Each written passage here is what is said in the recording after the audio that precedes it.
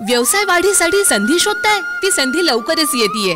गडिंग्लज मध्ये सुरू होतंय भव्य संजीवनी कृषी प्रदर्शन. कृषी, औद्योगिक आणि गृहोपयोगी वस्तूंचं सर्वांनी पाहावं असं प्रदर्शन दिनांक 4 ते 7 जानेवारी 2025 एसटी स्टँड मागे मुलींच्या शाळे शेजारी गडहिंग्लज. राज इव्हेंट्स. संपर्क 98 564 682 आणि 98 599 497.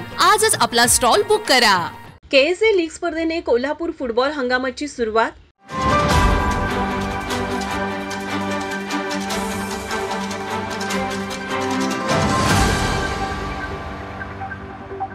फुटबॉल हंगामाची अखेर आजपासून सुरुवात झाली. 2 जानेवारी 2025 रोजी केएसए लीग स्पर्धेच्या किक ऑफने हंगामाचा शुभारंभ करण्यात आला. कोल्हापूरला आजही फुटबॉलची पंढरी म्हणून ओळखलं जात आहे. या वर्षीचा फुटबॉल हंगामाची सुरुवात केएसए लीग स्पर्धेने करण्यात आली. मालोजीराजे छत्रपती यांनी फुटबॉलला किक मारत स्पर्धेचं उद्घाटन केलं. यावेळी मालोजीराजे छत्रपती, मधुरिमा राजे छत्रपती, जुना राजवाडा पोलीस स्टेशनचे पीआय संजीव कुमार झाडे, यशस्विनी राजे छत्रपती, यशराज राजे छत्रपती, तेज घाडगे, माणिक मंडलिक, अभिजित तायशेटे यांच्यासह लीग मध्ये सहभाग घेतलेल्या 16 टीमचे अध्यक्ष तसेच केएसएचे पदाधिकारी उपस्थित होते. यावेळी मालोजीराजे छत्रपती फुटबॉलचा हंगाम सुरू झाला असून क्रीडा प्रेक्षक तसेच खेळाडूंनी याचा लाभ घेण्याचं आवाहन केलं. तर ईर्ष्या असावी पण खुन्नस नसावी असा सल्ला देखील मालोजीराजे छत्रपती यांनी दिला. कोल्हापूरच्या क्रीडा रसिकांच्या मध्ये कोल्हापूरचा फुटबॉल हंगाम लवकर सुरू व्हावा याची आतुरतेनं ही सगळी मंडळी वाट बघत असतात आणि आज याची सुरुवात होतीये. कोल्हापूर स्पोर्ट्स असोसिएशनच्या वतीनं संपूर्ण तयारी केलेली आहे.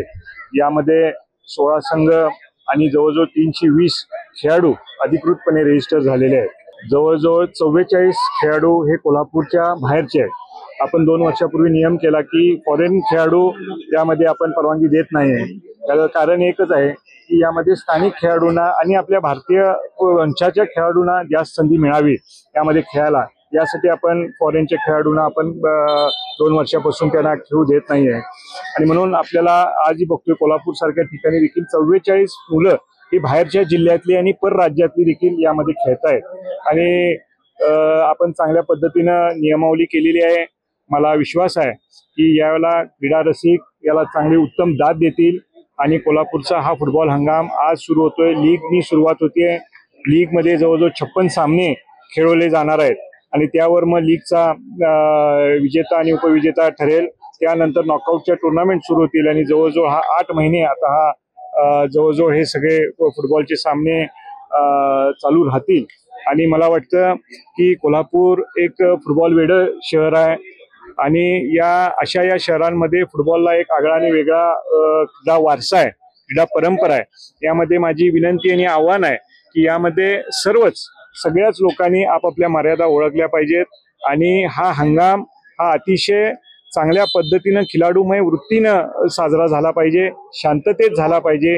ईर्ष्या जरूर असावी पण खुन्नस नसावी. जरूर प्रत्येकाने आपण जिंकलं पाहिजे ह्या उद्देशानंच खेळलं पाहिजे, पण त्याच्यामध्ये व्यक्तिगत कुठंतरी कटुता येईल असं कोणी कुठलंही कृत्य करू नये अशी माझी विनंती आहे. मी या निमित्तानं सर्व कोल्हापूरच्या क्रीडा रसिकांना असो आणि सर्वच खेळाडूंना आणि संघांना या हंगामाच्या मनापासूनच्या शुभेच्छा देतो. दुपारचा सामना फुलेवाडी क्रीडा मंडळ विरुद्ध वर्षा विश्वास फुटबॉल क्लब यांच्यात खेळवण्यात आला. हा सामना वर्षा विश्वास फुटबॉल क्लबने 1 गोलने जिंकला. तर स्पर्धेतील दुसरा सामना छत्रपती शिवाजी तरुण मंडळ विरुद्ध संध्यामठ तरुण मंडळ यांच्यामध्ये खेळवण्यात आला. या सामन्यात छत्रपती शिवाजी तरुण मंडळाने संध्यामठ तरुण मंडळावर 6-1 गोलने हा सामना जिंकत एकतर्फी विजय मिळवला. यावेळी क्रीडाप्रेमींनी मोठी गर्दी मैदानावर केली होती. उद्याचा पहिला सामना प्रॅक्टिस फुटबॉल क्लब अ विरुद्ध बीजीएम स्पोर्ट्स यांच्यात खेळवण्यात येणार आहे. तर 4 वाजता पाटाकडील तालीम मंडळ अ विरुद्ध दिलबहार तालीम मंडळ अ यांच्यामध्ये खेळण्यात येणार आहे. कॅमेरामन नाज अत्तारसह प्रथमेश तांबे, माझा महाराष्ट्र न्यूज, कोल्हापूर.